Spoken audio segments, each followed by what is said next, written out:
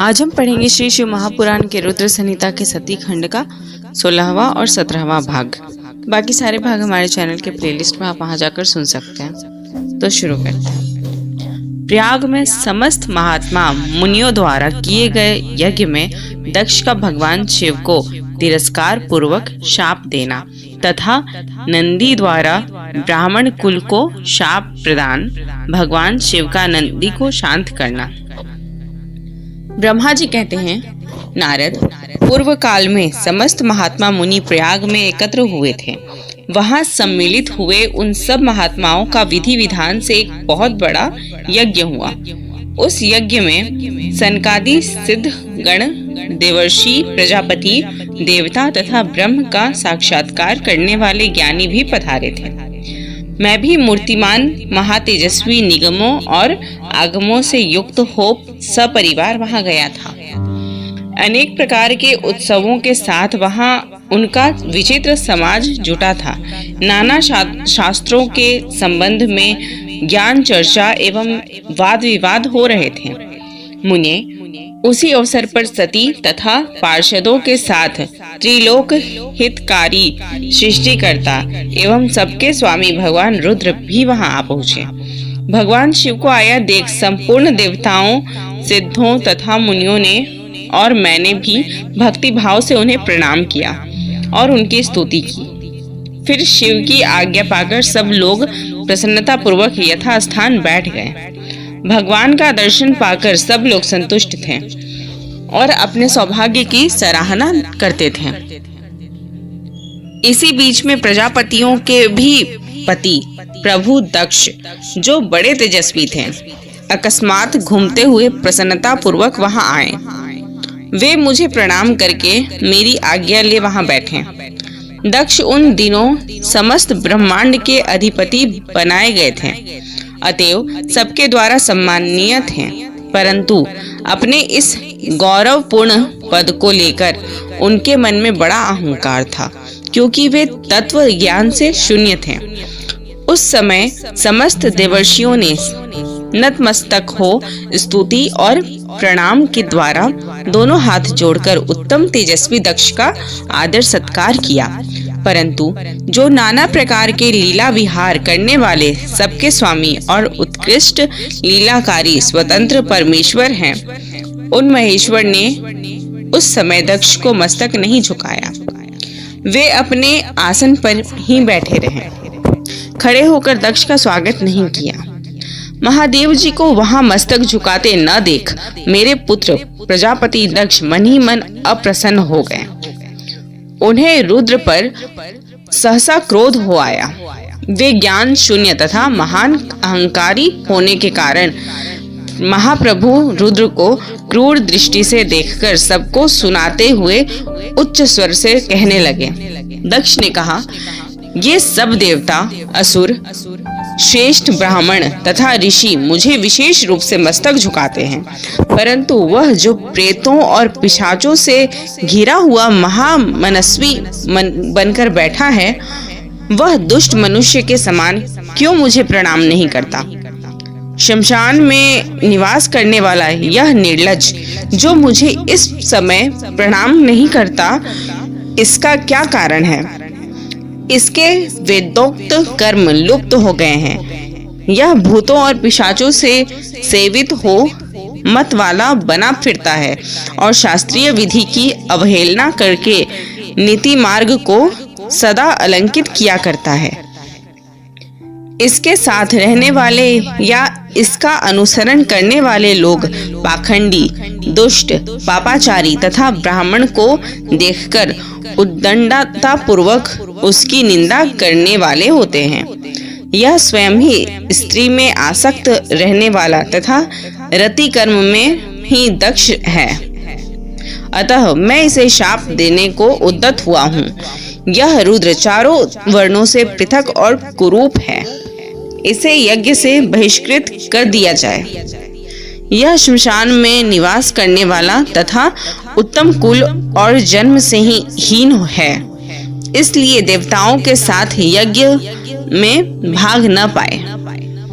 ब्रह्मा जी कहते हैं, नारद, दक्ष की कही हुई यह बात सुनकर भृगु आदि बहुत से महर्षि रुद्रदेव को दुष्ट मानकर देवताओं के साथ उनकी निंदा करने लगे। दक्ष की बात सुनकर नंदी को बड़ा रोष हुआ। उनके नेत्र चंचल हो उठे और वे दक्ष को शाप देने के विचार से तुरंत इस प्रकार बोले। नंदीश्वर ने कहा, अरे रे महामूढ़, दुष्ट बुद्धि शठ दक्ष, तूने मेरे स्वामी महेश्वर को यज्ञ से बहिष्कृत क्यों कर दिया?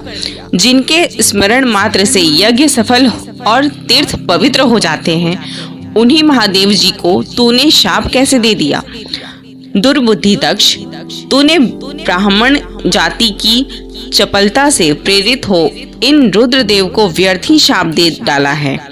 महाप्रभु रुद्र सर्वथा निर्दोष हैं, तथापि तूने व्यर्थ ही उनका उपहास किया है। ब्राह्मणाधम, जिन्होंने इस जगत की सृष्टि की, जो इसका पालन करते हैं और अंत में जिनके द्वारा इसका संहार होगा, उन्हीं इस महेश्वर रूप को तूने शाप कैसे दे दिया? नंदी के इस प्रकार फटकारने पर प्रजापति दक्ष रोष से आग बबूला हो गए और उन्हें शाप देते हुए बोले, अरे रुद्रगणों, तुम सब लोग वेद से बहिष्कृत हो जाओ। वैदिक मार्ग से भ्रष्ट तथा महर्षियों द्वारा परित्यक्त हो पाखंडवाद में लग जाओ और शिष्टाचार से दूर रहो। सिर पर जटा और शरीर में भस्म एवं हड्डियों के आभूषण धारण करके मद्यपान में आसक्त रहो। जब दक्ष ने शिव के पार्षदों को इस प्रकार शाप दे दिया, तब उस शाप को सुनकर शिव के प्रिय भक्त नंदी अत्यंत रोष के वशीभूत हो गए। शीलाद पुत्र नंदी भगवान शिव के प्रिय पार्षद और तेजस्वी हैं। वे गर्व से भरे हुए महादुष्ट दक्ष को तत्काल इस प्रकार उत्तर देने लगे। नंदीश्वर बोले, अरे शठ दुर्बुद्धि दक्ष, तुझे शिव के तत्व का बिल्कुल ज्ञान नहीं है, अतः तूने शिव के पार्षदों को व्यर्थ ही शाप दे दिया है। अहंकारी दक्ष, जिनके चित्त में दुष्टता भरी है, उन भृगु आदि ने भी ब्राह्मणत्व के अभिमान में आकर महाप्रभु महेश्वर का उपहास किया है। अतः यहाँ जो भगवान रुद्र से विमुख तुझ जैसे दुष्ट ब्राह्मण विद्यमान है, उनको मैं रुद्र तेज के प्रभाव से ही शाप दे रहा हूँ। तुझ जैसे ब्राह्मण कर्म फल के प्रशंसक वेदवाद में फंसकर वेद के तत्व ज्ञान से शून्य हो जाएं। वे ब्राह्मण सदा भोगों में तन्मय रहकर स्वर्ग को ही सबसे बड़ा पुरुषार्थ मानते हुए स्वर्ग से बढ़कर दूसरी कोई वस्तु नहीं है, ऐसा कहते रहें तथा क्रोध, लोभ और मद से युक्त हो निर्लज भिक्षुक बने रहें। कितने ही ब्राह्मण वेद मार्ग को सामने रखकर शूद्रों का यज्ञ कराने वाले और दरिद्र होंगे, सदा दान लेने में ही लगे रहेंगे। दूषित दान ग्रहण करने के कारण वे सब के सब नरकगामी होंगे। दक्ष, उनमें से कुछ ब्राह्मण तो ब्रह्म राक्षस भी होंगे, जो परमेश्वर शिव को सामान्य देवता समझकर उनसे द्रोह करता है। वह दुष्ट बुद्धि वाला प्रजापति दक्ष तत्व ज्ञान से विमुख हो जाए। यह विषय सुख की इच्छा से कामना रूपी कपट से युक्त धर्म वाले ग्रह स्थान श्रम में आसक्त रहकर कर्म कांड का तथा कर्म फल की प्रशंसा करने वाले सनातन वेदवाद का ही विस्तार करता रहे। इसका आनंददायी मुख नष्ट हो जाए, यह आत्मज्ञान को भूलकर पशु के समान हो जाए तथा यह दक्ष कर्म भ्रष्ट हो शीघ्र ही बकरे के मुख से युक्त हो जाए। इस प्रकार कुपित हुए नंदी ने जब ब्राह्मणों को और दक्ष ने महादेव जी को शाप दिया, तब वहां महान हाहाकार मच गया। नारद, मैं वेदों का प्रतिपादक होने के कारण शिव तत्व को जानता हूँ, इसलिए दक्ष का वह शाप सुनकर मैंने बारंबार उसकी तथा भृगु आदि ब्राह्मणों की भी निंदा की। सदा शिव महादेव जी भी नंदी की वह बात सुनकर हंसते हुए से मधुर वाणी में बोले। वे नंदी को समझाने लगे। सदाशिव ने कहा, नंदिन, मेरी बात सुनो। तुम तो परम ज्ञानी हो, तुम्हें क्रोध नहीं करना चाहिए। तुमने भ्रम से यह समझकर कि मुझे शाप दिया गया, व्यर्थी ब्राह्मण कुल को शाप दे डाला। वास्तव में मुझे किसी का शाप छू ही नहीं सकता, अतः तुम्हें उत्तेजित नहीं होना चाहिए। वेद मंत्राक्षर में मय और शुक्तमय है। उसके प्रत्येक शुक्त में समस्त देहधारियों के आत्मा परमात्मा प्रतिष्ठित हैं।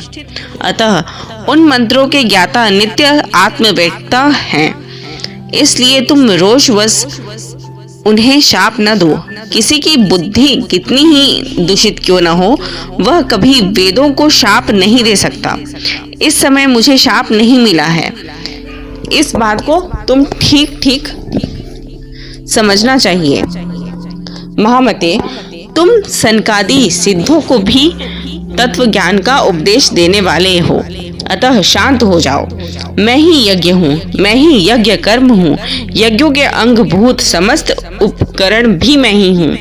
यज्ञ की आत्मा मैं हूँ। यज्ञ परायण यजमान भी मैं ही हूँ और यज्ञ से बहिष्कृत भी मैं ही हूँ। यह कौन, तुम कौन और ये कौन? वास्तव में सब मैं ही हूँ। तुम अपनी बुद्धि से इस बात का विचार करो। तुमने ब्राह्मणों को व्यर्थी शाप दे दिया है। महामते नंदिन, तुम तत्व ज्ञान के द्वारा प्रपंच रचना का बाध करके आत्मनिष्ठ ज्ञानी एवं क्रोध आदि से शून्य हो जाओ। ब्रह्मा जी कहते हैं, नारद, भगवान शंभु के इस प्रकार समझाने पर नंदी के ईश्वर विवेक परायण हो क्रोध रहित एवं शांत हो गए। भगवान शिव भी अपने प्राण प्रिय पार्षद नंदी को शीघ्र ही तत्व का बोध कराकर ब्रह्मथ गणों के साथ वहां से प्रसन्नता पूर्वक अपने स्थान को चले गए। इधर रोषावेश से युक्त दक्ष भी ब्राह्मणों से घिरे हुए अपने स्थान को लौट गए, परंतु उनका चित्त शिव द्रोह में ही तत्पर था। उस समय रुद्र को शाप दिए जाने की घटना का स्मरण करके दक्ष सदा महान रोष से भरे रहते थे। उनकी बुद्धि पर मूर्छा छा गई थी। वे निंदा करने लगे।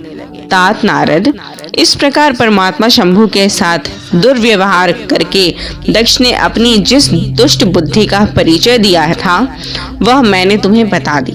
अब तुम उनकी प्रकाष्ठा को पहुंची हुई दुर्बुद्धि का वृतांत सुनो। मैं बता रहा हूँ।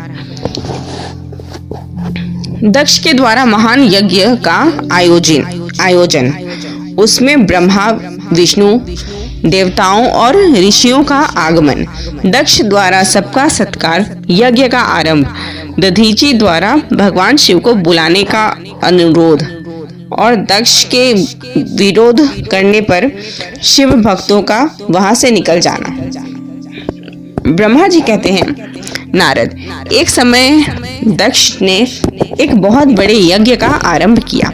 उस यज्ञ की दीक्षा लेकर उन्होंने उस समय समस्त देवर्षियों, महर्षियों तथा देवताओं को बुलाया। वे सभी उस यज्ञ में पधारे। अगस्त्य, कश्यप, अत्रि, वामदेव, भृगु, दधीचि, भगवान व्यास, भारद्वाज, गौतम, पैल, पराशर, गर्ग, भार्गव, ककुश, सीत, सुमंतु, त्रिक, कंक और वैशंपायन ये तथा दूसरे बहुसंख्यक मुनि अपने स्त्री पुरुषों को साथ ले मेरे पुत्र दक्ष के यज्ञ में हर्ष पूर्वक सम्मिलित हुए थे। इनके सिवा समस्त देवगण, महान अभ्युदयशाली लोकपालगण और सभी उपदेवता अपनी उपकारक सैन्य शक्ति के साथ वहां पधारे थे। दक्ष ने प्रार्थना करके सदल बल मुझ विश्वस्रष्टा ब्रह्मा को भी सत्यलोक से बुलवाया था। इसी तरह भांति भांति से सादर प्रार्थना करके वैकुंठ लोक से भगवान शिव ही उस यज्ञ में बुलाए गए थे। शिवद्रोही दुरात्मा दक्ष ने उन सबका बड़ा सत्कार किया। विश्वकर्मा ने अत्यंत दीप्तिमान, विशाल और बहुमूल्य दिव्य भवन बनाए थे। दक्ष ने वे ही भवन समागत अतिथियों को ठहरने के लिए दिए। सभी लोग सम्मानित हो उन संपूर्ण भवनों में यथा योग्य स्थान पाकर ठहरे हुए थे। दक्ष का वह महायज्ञ उस समय कनखल नामक तीर्थ में हो रहा था। उसमें दक्ष ने भृगु आदि तपोधनों को ऋषि बीज बनाया। संपूर्ण मरुदगणों के साथ स्वयं भगवान विष्णु उसके अधिष्ठता थे। मैं वेद त्रयी की विधि को दिखाने या बताने वाला ब्रह्मा बना था। इसी तरह संपूर्ण दिक्पाल अपने आयुधों और परिवारों के साथ द्वारपाल एवं रक्षक बने थे और सदा कौतूहल पैदा करते थे। स्वयं यज्ञ सुंदर रूप धारण करके दक्ष के उस यज्ञ मंडल में उपस्थित था। महामुनियों में श्रेष्ठ सभी महर्षि स्वयं वेदों के धारण करने वाले हुए थे। अग्नि ने भी उस यज्ञ महोत्सव में शीघ्र ही हविष्य ग्रहण करने के लिए अपने सहस्त्रों रूप प्रकट किए थे। वहां 88,000 ऋषित्विज एक साथ हवन करते थे। 64,000 देवर्षि उद्गाता थे। अध्वर्यु एवं होता भी उतने ही थे। नारद आदि देवर्षि और सप्तऋषि पृथक पृथक गाथा गान कर रहे थे। दक्ष ने अपने उस महायज्ञ में गंधर्वों, विद्याधरों, सिद्धों, 12 आदित्यों, उनके गणों, यज्ञों तथा नागलोक में विचरने वाले समस्त नागों का भी बहुत बड़ी संख्या में विरण किया था। ब्रह्म ऋषि, राजर्षि और देवर्षियों के समुदाय तथा बहुसंख्यक नरेश भी उसमें आमंत्रित थे, जो अपने मित्रों, मंत्रियों तथा सेनाओं के साथ आए थे। यजमान दक्ष ने उस यज्ञ में वसु आदि समस्त गण देवताओं का भी वर्णन किया था। कौतुल और मंगलाचार करके जब दक्ष ने यज्ञ की दीक्षा ली, तब जब उनके लिए बारंबार स्वस्ति वाचन किया जाने लगा, तब वे अपनी पत्नी के साथ बड़ी शोभा पाने लगे। इतना सब करने पर भी दुरात्मा दक्ष ने उस यज्ञ में भगवान शंभु को नहीं आमंत्रित किया। उनकी दृष्टि में कपालधारी होने के कारण वे निश्चय ही यज्ञ में भाग पाने योग्य नहीं थे। सती प्रजापति दक्ष की प्रिय पुत्री थी, तो भी कपाली की पत्नी होने के कारण दोषदर्शी दक्ष ने उन्हें अपने यज्ञ में नहीं बुलवाया। इस प्रकार जब दक्ष का वह यज्ञ महोत्सव आरंभ हुआ और यज्ञ मंडप में आए हुए सब ऋषित्विज अपने अपने कार्य में संलग्न हो गए, उस समय वहां भगवान शंकर को उपस्थित न देख शिव भक्त दधीची का चित्त अत्यंत उद्विग्न हो उठा और वे यूं बोले। दधीची ने कहा, मुख्य देवताओं और तथा महर्षियों, आप सब लोग प्रशंसा पूर्वक मेरी बात सुनो। इस यज्ञ महोत्सव में भगवान शंकर नहीं आए हैं। इसका क्या कारण है? यद्यपि ये देवेश्वर, बड़े बड़े मुनि और लोकपाल यहाँ पधारे हैं, तथापि उन महात्मा पिनाकपाणी शंकर के बिना यह यज्ञ अधिक शोभा नहीं पा रहा है। बड़े बड़े विद्वान कहते हैं कि मंगलमय भगवान शिव की कृपा दृष्टि से ही समस्त मंगल कार्य संपन्न होते हैं। जिनका ऐसा प्रभाव है, वे पुराण पुरुष वृषभ ध्वज परमेश्वर श्री नीलकंठ यहाँ क्यों नहीं दिखाई दे रहे हैं? दक्ष, जिनके संपर्क में आने पर अथवा जिनके स्वीकार कर लेने पर अमंगल भी मंगल हो जाता है, तथा जिनके 15 नेत्रों से देखे जाने पर बड़े बड़े नगर तत्काल मंगलमय हो जाते हैं, उनका इस यज्ञ में पदार्पण होना अत्यंत आवश्यक है। इसलिए तुम्हें स्वयं ही परमेश्वर शिव को यहाँ शीघ्र बुलवाना चाहिए, अथवा ब्रह्मा, प्रभावशाली भगवान विष्णु, देवराज इंद्र, लोकपाल गणों, ब्राह्मणों और सिद्धों की सहायता से सर्वथा प्रयत्न करके इस समय यज्ञ की पूर्ति के लिए तुम्हें भगवान शंकर को यहाँ ले आना चाहिए। आप सब लोग उस स्थान पर जाएं जहां महेश्वर देव विराजमान हैं। वहां से दक्ष नंदिनी सती के साथ भगवान शंभु को यहाँ तुरंत ले आएं। देवेश्वरों, जगदम्बा सहित वे परमात्मा शिव यदि यहाँ आ गए तो उनसे सब कुछ पवित्र हो जाएगा। उनके स्मरण से, उनके नाम लेने से सारा कार्य पुण्यमय बन जाता है। अतः पूर्ण प्रयत्न करके भगवान वृषभ ध्वज को यहाँ ले आना चाहिए।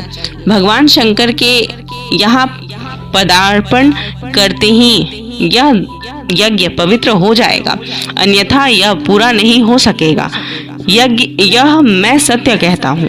दधीची का यह वचन सुनकर दुष्ट बुद्धि वाले मूढ़ दक्ष ने हंसते हुए रोष से कहा, भगवान विष्णु संपूर्ण देवताओं के मूल हैं, जिनमें सनातन धर्म प्रतिष्ठित है। जब इनको मैंने सादर बुलाया लिया है, तब इस यज्ञ कर्म में क्या कमी हो सकती है, जिनमें वेद, यज्ञ और नाना प्रकार के समस्त कर्म प्रतिष्ठित हैं। वे भगवान विष्णु तो यहाँ आ ही गए हैं। इनके सिवा सत्य लोक से लोक पितामह ब्रह्मा वेदों, उपनिषदों और विविध आगमों के साथ यहाँ पधारे हैं। देवगणों के साथ स्वयं देवराज इंद्र का भी शुभागमन हुआ है तथा आप जैसे निष्पाप महर्षि भी यहाँ आ गए हैं। जो महर्षि यज्ञ में सम्मिलित होने के योग्य, शांत और सुपात्र हैं, वेद और वेदार्थ तत्व को जानने वाले हैं और दृढ़ता पूर्वक व्रत का पालन करते हैं, वे सब और स्वयं आप भी जब यहाँ पदार्पण कर चुके हैं, तब हमें यहाँ रुद्र से क्या प्रयोजन है। विप्रवर, मैंने ब्रह्मा जी के कहने से ही अपनी कन्या रुद्र को ब्याह दी थी। वैसे मैं जानता हूँ हर कुलीन नहीं है, उनके न माता है न पिता। वे भूतों, प्रेतों और पिशाचों के स्वामी हैं, अकेले रहते हैं। उनका अतिक्रमण करना दूसरों के लिए अत्यंत कठिन है। वे आत्म प्रशंसक, मूढ़, जड़, मौनी और ईर्ष्यालु हैं। इस यज्ञ कर्म में बुलाए जाने योग्य नहीं है, इसलिए मैंने उनको यहाँ नहीं बुलवाया है। अतः दधीची, आपको फिर कभी ऐसी बात नहीं करनी चाहिए। मेरी प्रार्थना है कि आप सब लोग मिलकर मेरे इस महान यज्ञ को सफल बनावे। दक्ष की यह बात सुनकर दधीची ने समस्त देवताओं और मुनियों के सुनते हुए यह सारगर्भित बात कही। दधीची बोले, दक्ष, उन भगवान शिव के बिना यह महान यज्ञ अयज्ञ हो गया। अब यह यज्ञ कहलाने योग्य नहीं है। विशेषतः इस यज्ञ में तुम्हारा विनाश हो जाएगा। ऐसा कहकर दधीची दक्ष की यज्ञशाला से अकेले ही निकल पड़े, तुरंत अपने आश्रम को चले गए। तदनंतर जो मुख्य शिव भक्त तथा शिव के मत का अनुसरण करने वाले थे, वे भी दक्ष को वैसा ही शाप देकर तुरंत वहां से निकले और अपने आश्रमों को चले गए। मुनीश्वर दधीची तथा दूसरे ऋषियों के उस यज्ञ मंडप से निकल जाने पर दुष्ट बुद्धि शिवद्रोही दक्ष ने उन मुनियों का उपहास करते हुए कहा। दक्ष बोले, जिन्हें शिव ही प्रिय है, वे नाम मात्र के ब्राह्मण दधीची चले गए। उन्हीं के समान जो दूसरे थे, वे भी मेरी यज्ञशाला से निकल गए। यह बड़ी शुभ बात हुई। मुझे सदा यही अभिष्ट है। देवेश, देवताओं और मुनियों, मैं सत्य कहता हूँ, जिनके चित्त की विचार शक्ति नष्ट हो गई है, जो मंद बुद्धि हैं और मिथ्यावाद में लगे हुए हैं, ऐसे वेद बहिष्कृत दुराचारी लोगों को यज्ञ कर्म में त्याग ही देना चाहिए। विष्णु आदि आप सब देवता और ब्राह्मण वेदवादी हैं, अतः मेरे इस यज्ञ को शीघ्र ही सफल बनावे। ब्रह्मा जी कहते हैं, दक्ष की यह बात सुनकर शिव की माया से मोहित हुए समस्त देवर्षि उस यज्ञ में देवताओं का पूजन और हवन करने लगे। मुनीश्वर नारद, इस प्रकार उस यज्ञ को जो शाप मिला उसका वर्णन किया गया। अब यज्ञ के विध्वंस की घटना को बताया जाता है, आदर पूर्वक सुनो। तो यहाँ पे हमारा भाग 14 और 15 कंप्लीट होता है। धन्यवाद।